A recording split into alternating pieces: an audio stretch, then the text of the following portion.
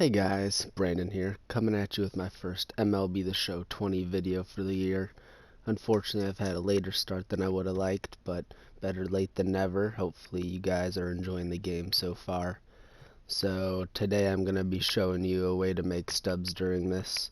You guys might already know, but it's really important that you capitalize on this, and I'm going to stress it enough that you guys gotta, if you gotta do it to sell your cards to get these cards, you have to.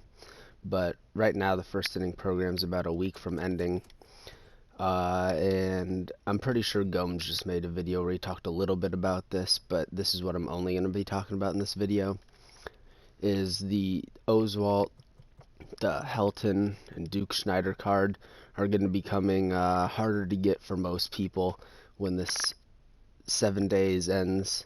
It's still doable, but like the challenges are going away, and you can't get all three anyway for free, so there's going to be a market for them. And the even cooler thing about it this year is that those cards are actually upgradable. So your Oswalt goes to a 95, Helton goes to a 94, Schneider goes to a 93.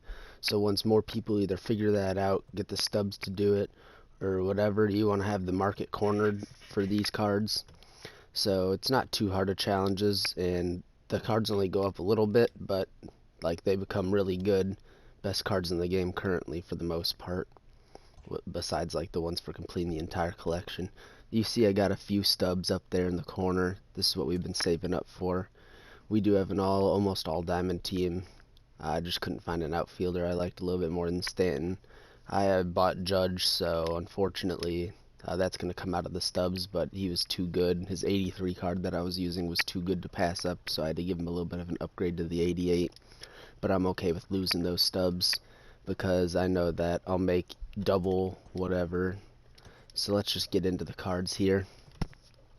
We got this Oswalt. I think it was 30k in Gomes' video and I was watching it. Not that I wasn't going to make this video, he just made it a little bit before me, and I wish I would have started buying them at 30k when it was.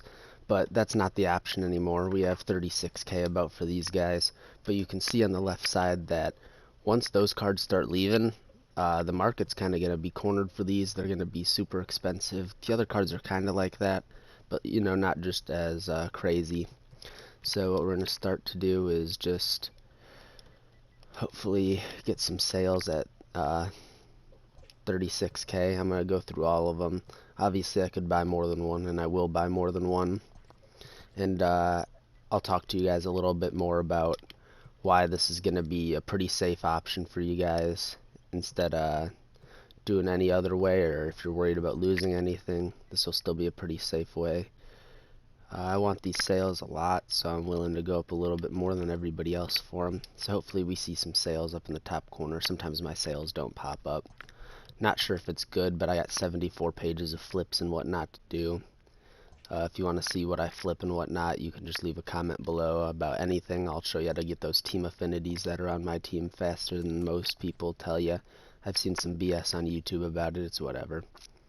Yeah, I think I only have quite a few, but it's better than absolutely nothing, or better than the way you guys are probably currently doing it. Maybe you guys are doing it the right way, but no big deal regardless.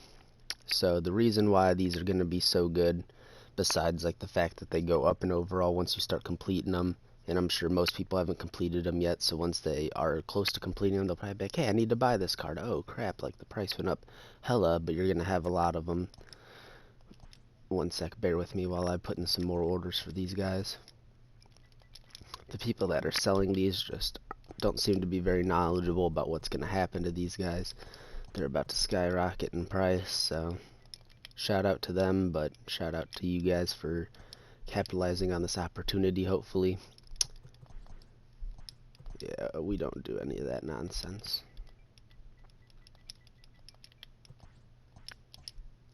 Another Todd Helton went. I gotta get these Duke Schneiders just so I'm not having 1 or 0 Duke Schneiders. Okay, we need to get back on track though. Unfortunately, they're selling faster than I can talk, but so when it comes to, I believe they're in the collections, to getting the second inning voucher. So it's going to be cool to redeem them, but the coolest thing is that you don't have to lock them in right away. you can see what their price is like. And since the second inning voucher gives you 75 program stars, let's say we're in the second inning already, we see the bosses or whatever for the second inning, we're like, okay. And then we're at, let's say, the big rewards obviously at 300. So we're at 225, and then we're like, oh damn, we could lock in that 75 stars and we could get the 300. So what you do is you go, there's Duke, we'd go check the price of our players, and the longer you hold on to these, the more rare they're going to become. And maybe back later on, if you hold on to them for months and whatnot, they'll be like 100k possibly. There's a chance they won't be a whole lot more, but that chance is probably not going to happen just because these are upgradable cards and whatnot. So what you have to do is balance between the price of these cards, and then if you're at 225, you'll see the price of like the next card. Let's say this Jacob deGrom is a second inning boss. So for some reason, Jacob deGrom at that price is a second inning boss. You'll have to determine whether you getting that card will be a big enough profit that you want to lock in all three of your cards. Maybe you like those cards, you want to keep them anyway, so it'd be fine.